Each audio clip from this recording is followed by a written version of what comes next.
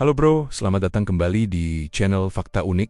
Hari ini kita akan bahas tentang salah satu misteri laut terbesar dalam sejarah, yaitu kapal Mary Celeste yang ditemukan dalam kondisi utuh tapi tanpa satu orang pun di dalamnya. Tanggal 4 Desember tahun 1872, sebuah kapal bernama De Grotia sedang berlayar di Samudra Atlantik, sekitar 600 km dari pantai Portugal.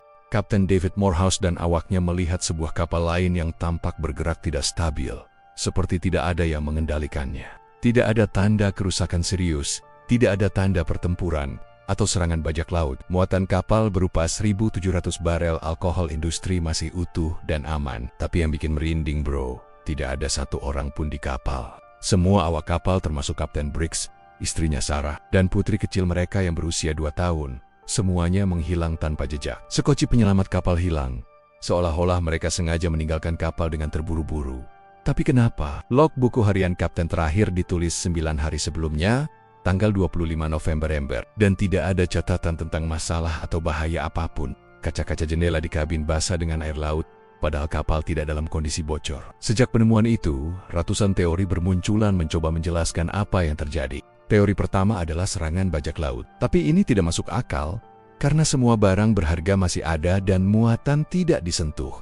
Teori kedua adalah pemberontakan awak kapal, tapi tidak ada tanda kekerasan, dan Kapten Briggs dikenal sebagai kapten yang adil dan baik kepada awaknya. Teori ketiga yang cukup populer adalah ledakan uap alkohol. Muatan alkohol industri bisa mengeluarkan uap yang mudah terbakar. Mungkin ada ledakan kecil yang membuat mereka panik dan mengira kapal akan meledak, sehingga mereka naik sekoci. Tapi teori ini juga punya kelemahan. Kenapa tidak ada jejak kebakaran atau ledakan sama sekali? Teori keempat adalah waterspout atau tornado air. Fenomena alam ini bisa muncul tiba-tiba dan menyedot semua orang di dek. Tapi ini juga tidak menjelaskan kenapa skoci hilang.